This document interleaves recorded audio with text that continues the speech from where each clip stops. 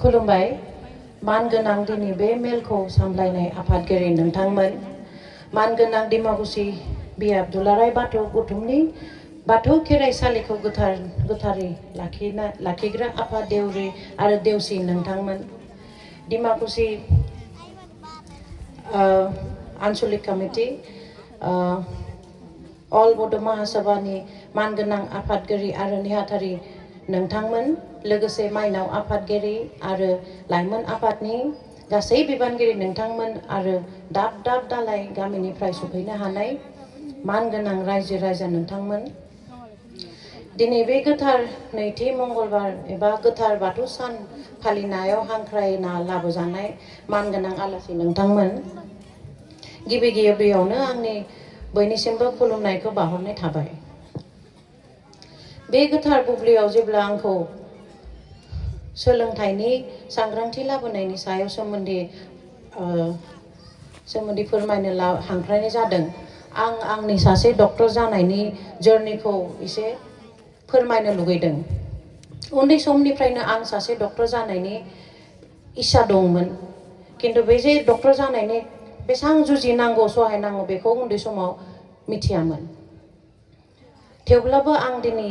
सासे डक्टर जाबाय, नाथाय बेनो आंनि थांखिमोन। दा आं बुंनो नागिरो जे मोनसे उन्दै बैसोनिफ्रायनो जोंहा मोनसे थांखि थानांगौ। उन्दै बैसोआवथ' जोंहा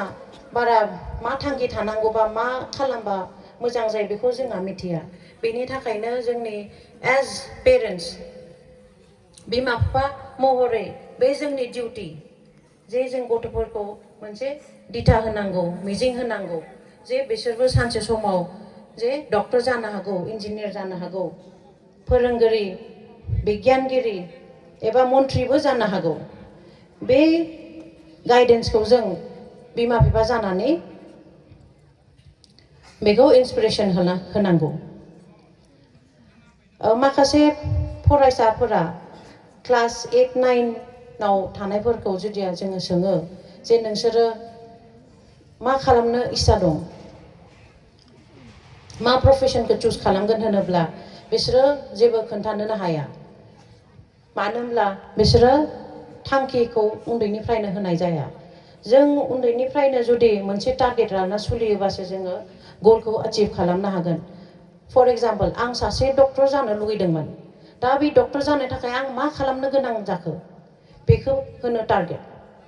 आं सासे डक्टर जानोबा उन्दैनिफ्रायनो आङो फरायनांगौ, ओमफ्राय क्लास 7-8-9 जेब्ला जों बिगियान साबजेक्टखौ मोनो, साइन्स साबजेक्टखौ मोनो, बेखौ जोङो मोजां मार्क्स लानानै पास खालामबासो जोङो क्लास 11-12 साइन्स साबजेक्टखौ लानो हागोन। मानो होनबा इन्जिनियार डक्टर जानोब्ला जोङो साइन्स माने बिगियान साबजेक्टखौ लानांगौ। आरो जुदि जोङो क्लास 8-9-10 जुदि जों मोजां मार्क्स लाबोआबा जोङो बहुत फरायसाफोराव जोङो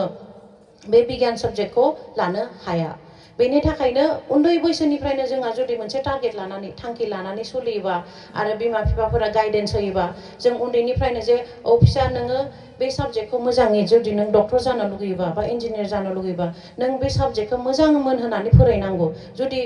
फरायनायाव एसे विकबा बेखौ एसे गाइडेन्स होनानै टिचारफोरनि हेल्प लानानै बिसोरखौ इनकारेज खालामनांगौ जे नोंसोरो मेथ्स, बाय'लजि, केमिस्ट्रि, फिजिक्स बेफोर बिगियान साबजेक्ट बेफोरखौ जेला मोजां नाम्बारै क्लास 10 पास खालामबासो 11-12 जोङो बिगियान, क्लास 12-11-12 जोङो मोनथाम स्ट्रिम लानानै फरायनो हायो, आर्ट्स, कमार्स, साइन्स। दा बेखौ जोङो एज बिमा बिफा बेखौ जों मिथिनांगौ जे मबे स्ट्रिमखौ लाबा जे जोङो मबे प्रफेसनाव थांनांगौ बेखौ जों बिमा बिफा जानानै एसे गाइडेन्स होनांगौ गथ'फोरखौ। आरोना मानो होनबा क्लास 12नि उनावनो जोङो कम्पिटिटिभ एग्जाम्सफोरनि थाखाय जनो गोनां जायो आरो बे कम्पिटिटिभ एग्जाम्सखौ जोङो पास खालामबासो जोङो मोनसे प्रोफेशनल कलेज बा मेडिकेल कलेज बा इन्जिनियारिं कलेजफोराव हाबनो हायो। एडुकेसन, सोलोंथाइ, एडुकेसन इज इम्पर्टेन्ट। मानो होनबा एडुकेसननिफ्राय जोङो गियान आरजियो। बे गियानखौ जों मा खालामो, जों बे गियानखौ लानानै सुबुं माहारिनि मोजांनि थाखाय जों बेखौ बाहायनो हायो। खिन्थु बे एडुकेसना एज अलरेडि बुंनाय जादों, एडुकेसना अकल फरायसालियावल' मोना। जोङो न'निफ्रायनो बे एडुकेशना स्टार्ट जायो सोलोंथाइया न'निफ्रायनो जागायजेननांगौ मानो होनबा न'आव बिमा बिफा थायो आबौ आबै गिदिरफोर थायो गिदिरफोरखौ रेसपेक्ट खालामनाय बेखौ जों बहा सोलोङो स्कुल थांनायनि सिगां जों न'निफ्रायसो बेखौ सोलोङो आरोना बै गरिबफोरखौ मदद खालामनाय इसोरनि सायाव आस्था थानाय बेफोरखौ जों न'निफ्रायनो सोलोंलांबोयो बेनि थाखाय जोङो बिमा बिफा जानानै बे जोंनि डिउटि जे गथ'फोरखौ मोजां गाइडेन्स होनांगौ आरो मोनसे बुंनाय दं फरायसालियानो सोलोंथाइनि थानसालि माने स्कुल इज द temple of education school is a temple of education माने मा जों फरायसालियाव थांबासो जों सोलोंथाइखौ मोनगोन बा गियानखौ मोनगोन दा जों स्कुल कलेजफोराव थांनोबा मा खालामनांगौ जोंनि निजेनि देहाखौ मोजां लाखिनांगौ जोंनि देहाया जुदि गोग्गो नङाब्ला जों माबोरै स्कुल कलेजाव थाङो मानो जोंनि गथ'फोरा मा खालामो क्लास 8 7 8 9 सिम फरायनानै स्कुल गारनाय ड्रप आउट बहुत दं बेबायसा मानो जायो मानो रेगुलारलि एटेन्ड खालामनोबा जोंनि देहाखौ जोङो हेल्दी थानांगोन जोंनि देहाखौ गोग्गो लाखिनांगौ मानो होनबा जोंनि देहाया जुदि जों बेमार आजार जायोबा जोङो कलेज स्कुलफोराव थांनो हाया सानसे थांगोन रेगुलारलि जुदि जों स्कुलफोराव थाङोबा जोङो माखासे दिन थाङाब्ला गथ'फोरा स्कुलाव थांनो बायो आरो बेबायसानो स्कुलनिफ्राय ड्रप आउट बेसेबां गथ'फोरा स्कुलनिफ्राय ड्रप आउट खालामो माने स्कुल थांनो हगारो बेनि थाखाय जोंनि हेल्थखौ जोङो इम्परटेन्स होनांगौ हेल्दी खाना हेल्दी डाइट जानांगौ पुष्टि गोनां आहारफोरखौ जानांगौ आरो निजेखौ साफा दोननांगौ जेरावनि सानफ्रामबो दुगैनांगौ जि जोमफोरखौ मोजां साफा खालामनानै गाननांगौ आरो गथ'फोरखौ मोजाङै स्कुलाव हरनांगौ आरो जों बिमा बिफाफोरा गथ'फोरखौ फरायसालियाव थांनो एनकारेज खालामनांगौ मानो होनबा फरायसालियाव थांबासो बिसोरो एडुकेशनखौ लानाय जायो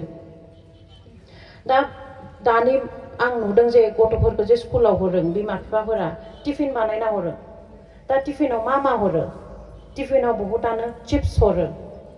चकलेट्स हरो फास्ट फुड माने मा दुकाननिफ्राय बायनाय बुस्थुफोरखौ हरो दा उन्दै बैसोआव जुदि जों बे बैसा बुस्थुफोरखौ स्कुलाव हरोबा बिसोरो हेल्थनि थाखाय देहानि थाखाय जेबो मोजां बुस्थु नङा जेबो निउट्रिसन मोना बेनि थाखायनो जोङो बिमा बिफा जानानै एसे सेस्था खालामनांगौ जे उन्दै बैसोनिफ्रायनो जोङो हेल्दी डाइटखौ जोङो बिसोरनो फोरोंनांगौ जे मा जाबाथाय जोङो मोजां जागोन साइस्थ'खौ मोजां लाखिनो हागोन बा फर एग्जाम्पल आर्म फोर्सफोराव थाङोबा हेल्थआ थिग थानांगौ स्टेमिना थानांगौ जुदि जों उन्दै बयसनिफ्रायनो जुदि चिप्स पेकेट मेगि वाइफोरखौ होयोबा बेबायसाबा माबोरै स्टेमिना डेभेलप खालामनो हागोन बेनिखायनो जोङो एज पेरेन्टस बिमाफोरा निजेनि फिसाफोरखौ स्कुलाव जेला हरो हेल्दी डाइट हेल्दी टिफिन बानायनानै हरनांगौ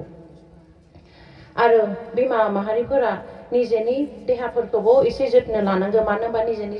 देहाखौ जोथोन लाबासो बिसोरबो बाखि फेमिलि मेम्बार्सफोरखौबो एसे गाइडेन्स होनो हागोन बा बिसोरनि हेल्थखौ मेनटेन खालामनो हागोन हेल्थ इज वेल्थ बे मोनसे बुंनायानो दङ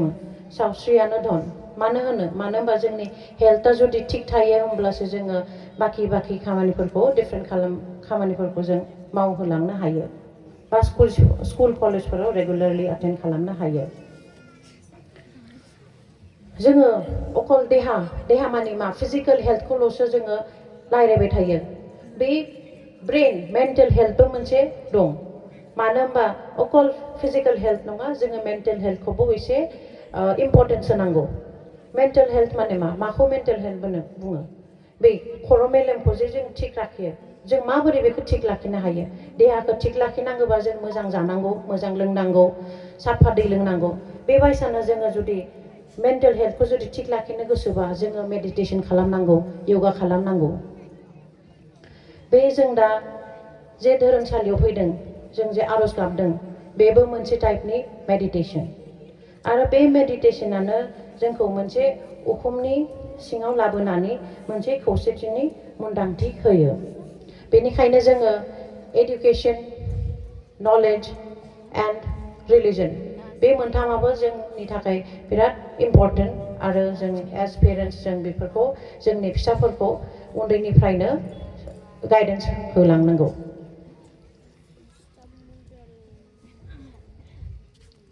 आंहा बुंनो गोनां बांद्राय गैला, बेजोंनो आं आंनि बिबुंथिखौ फोजोबनो लुबैदों। जोबनाय फिन आरोबाव आंनि बयनिसिमबो खुलुमनाय थाबाय। गोजोन्थों।